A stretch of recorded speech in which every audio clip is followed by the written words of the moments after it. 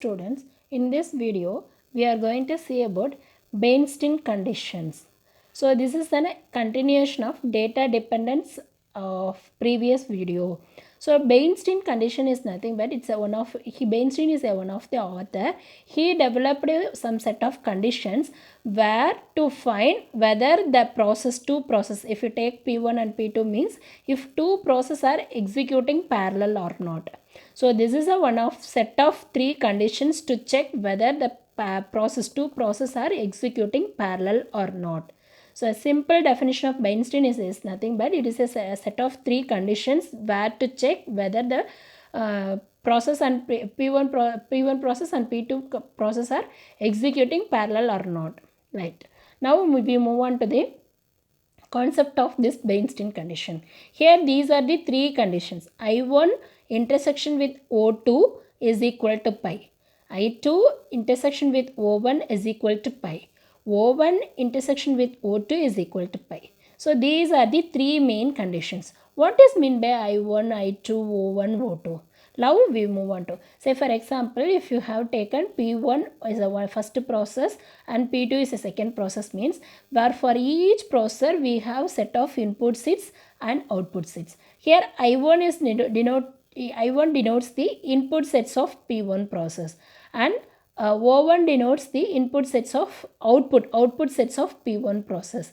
Similarly, I2 is a input sets of P2 processor and O2 is the output sets of P2 processor. Likewise, they have named the I1 O2, I2 O1, O1 O2. So when you intersect the answers for answers for I1 with I02, if you get pi. Similarly, for the second condition, I2 intersect with O1 and O1 intersects with O2. If you get pi, these two process we can definitely confirm that this P1 and P2 process are executing parallel.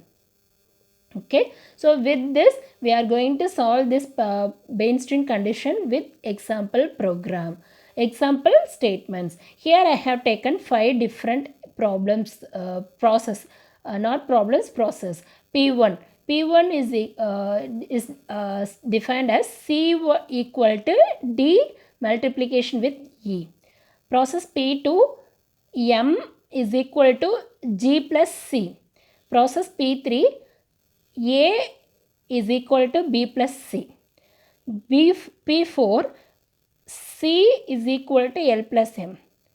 P5, F is equal to G divided by E. So this is a set of 5 different processes given for this example. Now the first step is we need to draw the dependence graph for these 5 processes. How we can draw? How we can draw means first we are taking care of the operations which involved in each process. What are the operation or operators? Multiplication operator, plus operator, that is nothing but addition operator. Here also addition and here also addition and here division. Now instead of taking care of S1, S2 statements, I am circling the operators here. So first operator is multiplication operator, that is circled. Then second operator, process is having addition. So according to this problem, this is the first operation, first plus operation, that's what I am subscripting as 1 plus. And then second addition is, according to the process 3, second addition is added. And similarly one more addition is there, that is also denoted here 3. So why I am giving a number for these addition means this is the first addition according to the process 2 and this is the second addition according to the P3 and this is the third addition according to the P4 and one more operator is there, that is called as divide. Likewise, I am circling all the operators which involved in the given example. Right, fine, done. Now this multiplication is involved in the process P1. This first addition is involved in the process P2 and this similarly P3, P4 and P5. I am naming the processes. So this is the initial step. Now we are going to analyze which process is having which dependence. Okay. So first we move on to P1 and P2. So here when you take the output of P1, C.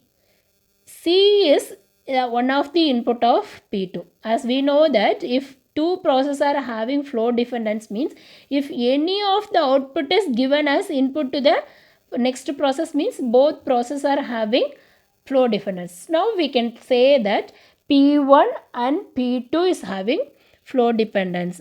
I am drawing like this. Okay. P1 and P2 is having flow dependence. So for that I am using the representation of directed edge arrow line. Here I have denoted one dependence. Next, coming to P1 and P3. P1 and P3, same thing is happening. The output of P1C is given as input of P3. So we can say that P1 and P3 is having flow dependence. Right? So first P1 and P2 is analyzed and P1 and P3 is analyzed. Right? And then P1 and P4.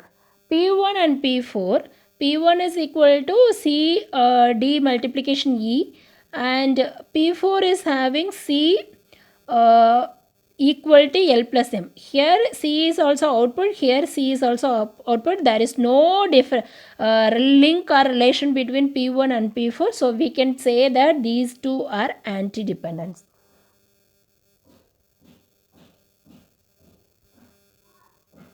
Right? Then coming to P2 and P5. P2 and P3. P2 and P3. Here P2 and P3 is having the same set, but here C is used, here C is used. The same C is given as input here, input here. So at a time when you are going to execute P2 and P3, there may be a resource conflict. Resource in the sense any of the variables values used at that time. If any conflict occur in the parallel execution of two process means that kind of conflicts are called as resource conflict. Here C is one of the input here and also C is one of the input for P3. So here we can say that P2 and P3 is having resource conflict. How we can draw the resource conflict mean using the dashed lines. So we need to differentiate the flow data dependence with resource dependence. For that we are differentiating. How we are differentiating means flow dependence are drawn like a solid line and resource dependence are drawn like a dashed line. So here P2 and P3 is having accessing the same input variable. If we are going to execute in a parallel way, a parallel manner, these two conflict, this resource will be conflict with each other. That's what P2 and P3 is having resource. And one more case is here, P2 and P4.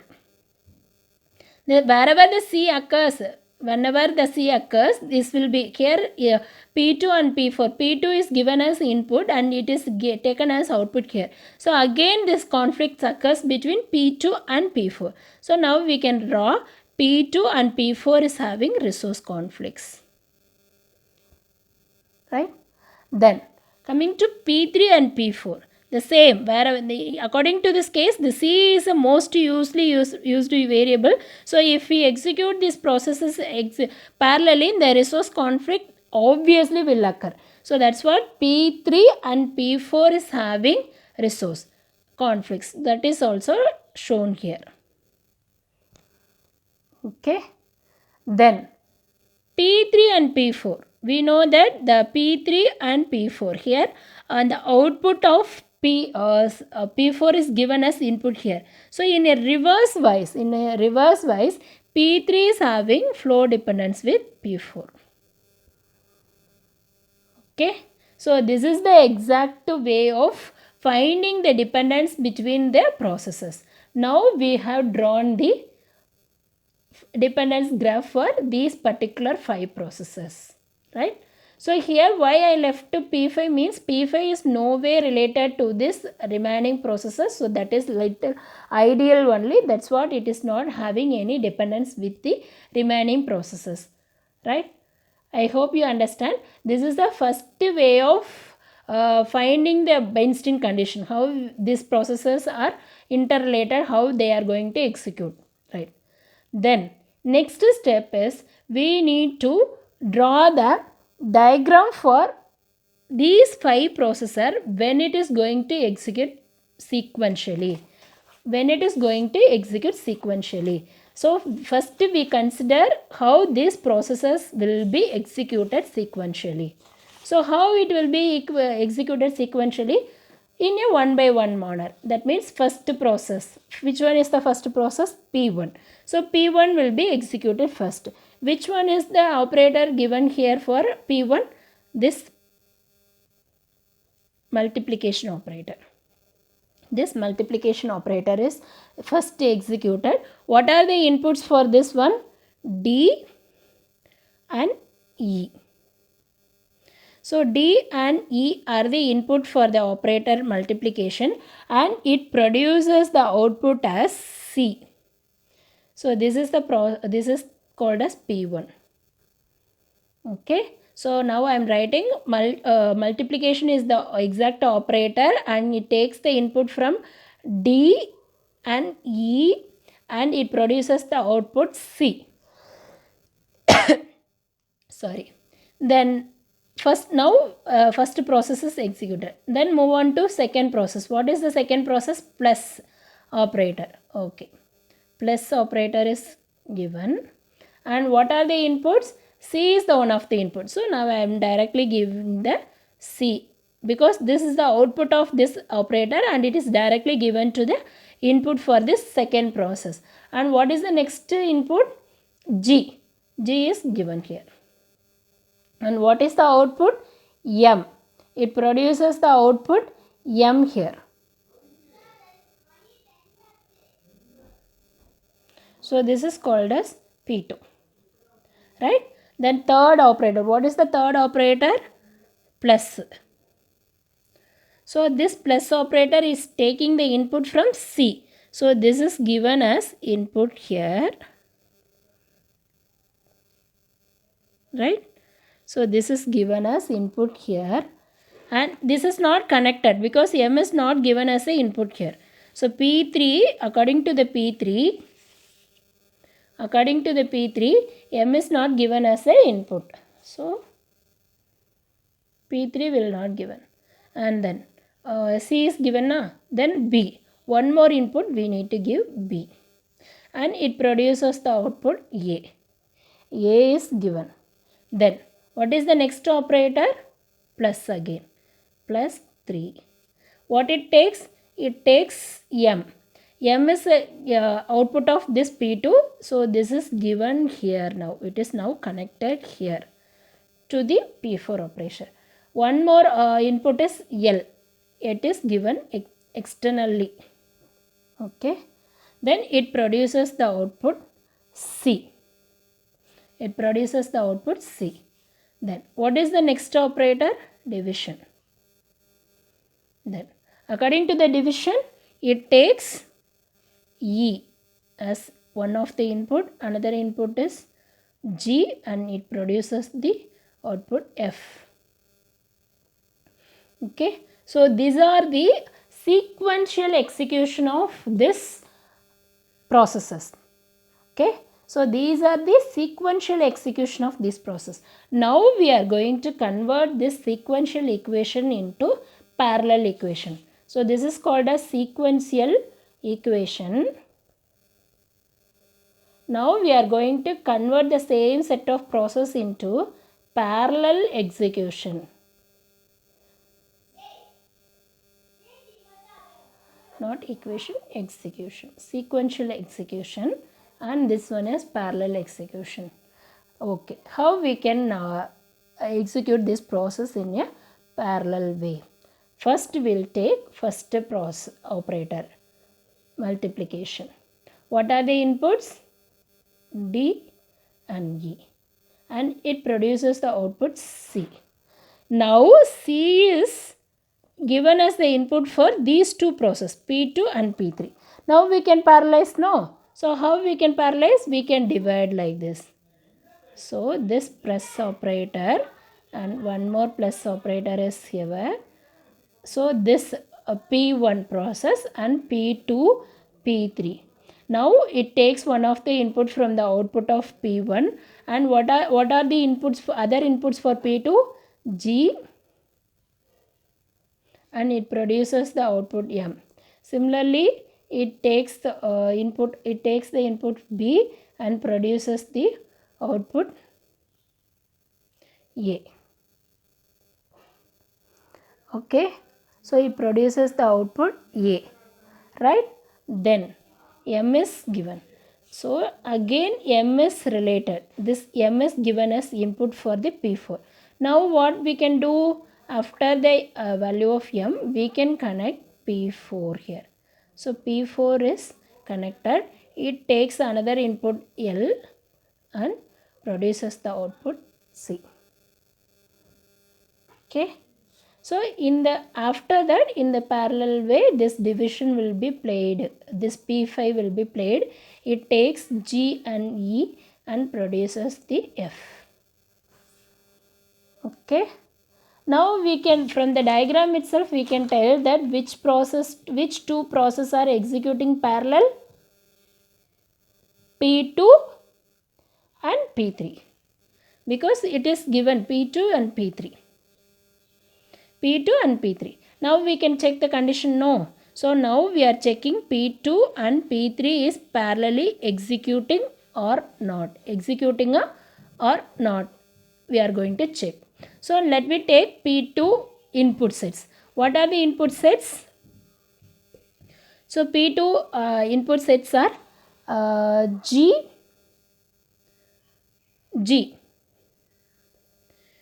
intersection with output sets of P3. What is the output set of P3? A. G is not equal to A, so pi is condition is true.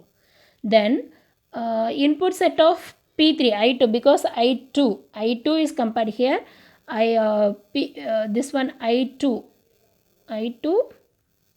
O2, I1, O1. Right. What is according to the condition? I2 intersection with O1. So I2 intersection with O1 means, what is I2 here? I2 is B. Intersection with O1. O1, what is O1 here? M. It's not equal, so pi. Condition true. Then what is the third condition? O1. O1 is what? Output of P2, M. Intersection. And O2. What is O2? That is P3 outputs. P3 output is A. So M intersection with A is also pi. So condition true.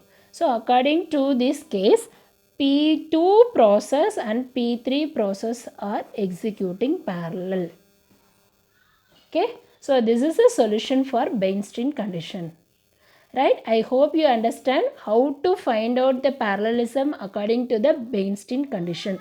There are three conditions are given.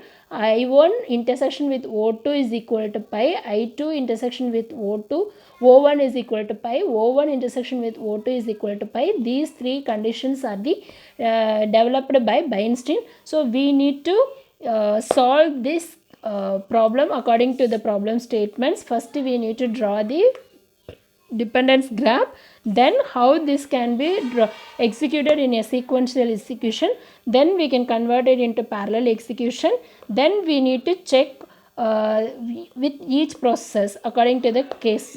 So here, as we know that P2 and P3 can be executed, now I am checking only with P2 and P3, that is executed solved. So now I will tell that P2 and P3 are executing parallel. I hope you